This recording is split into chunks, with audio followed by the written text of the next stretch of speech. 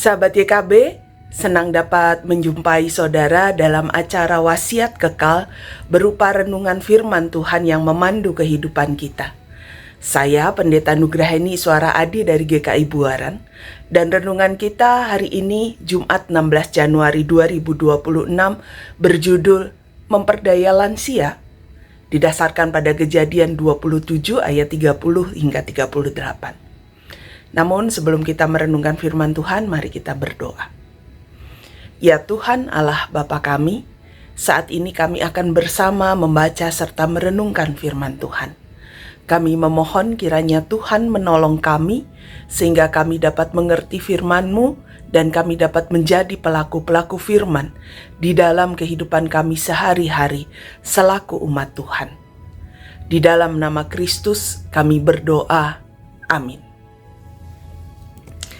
Yang akan menjadi pusat permenungan kita hari ini adalah Kitab Kejadian pasal 27 ayat 33. Dan dengarkanlah firman Tuhan. Ishak sangat terkejut dan berkata, "Siapakah gerangan dia yang memburu binatang itu dan telah membawanya kepadaku? Aku telah memakan semuanya sebelum engkau datang. Aku telah memberkati dia dan dia tetap sebagai orang yang diberkati." Sahabat YKB, kita sering mendengar berita tentang kejahatan terhadap lansia. Salah satu contohnya adalah ketika ada seorang lansia diminta untuk mengalihkan kepemilikan sertifikat rumah atas namanya menjadi atas nama anaknya. Namun apa yang terjadi?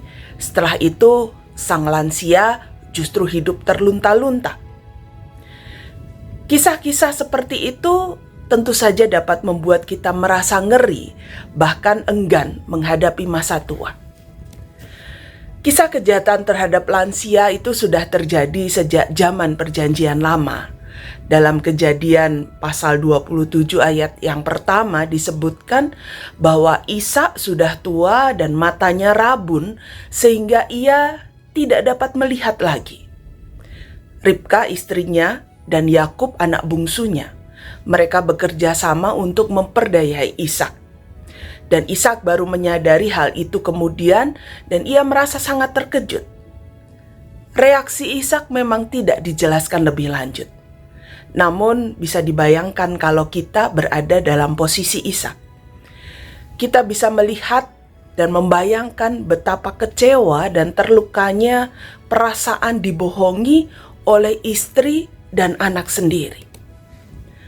Sahabat YKB, kisah kekacauan dalam keluarga Ishak adalah bagian dari sejarah umat Israel.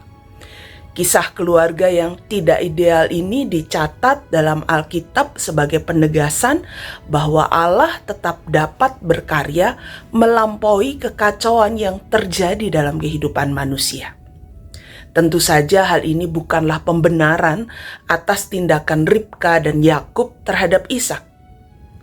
Jadi sahabat YKB, jangan pernah kita mencoba-coba untuk memperdaya lansia dan menjadikan kisah ini sebagai pembenarannya. Mari bersama kita berdoa. Ya Allah Bapa kami sungguh bersyukur untuk firman Tuhan yang boleh kami renungkan hari ini. Tolonglah dan ajarlah kami, supaya kami boleh tetap hidup dalam terang kasih Tuhan, seturut dengan kehendak Tuhan. Kami tidak berusaha untuk memperdaya lansia ataupun menimbulkan kekacauan-kekacauan di dalam kehidupan. Tetapi kami boleh tetap menjadi berkat bagi siapapun juga dan dimanapun kami berada. Kami mau tetap menjadi alat Tuhan yang mendatangkan damai dan sejahtera serta berkat dimanapun kami berada. Di dalam nama Kristus kami berdoa, amin. Sahabat YKP, demikianlah renungan kita hari ini. Jangan lupa untuk subscribe, like, dan membagikannya kepada orang lain. Tuhan memberkati saudara sekalian.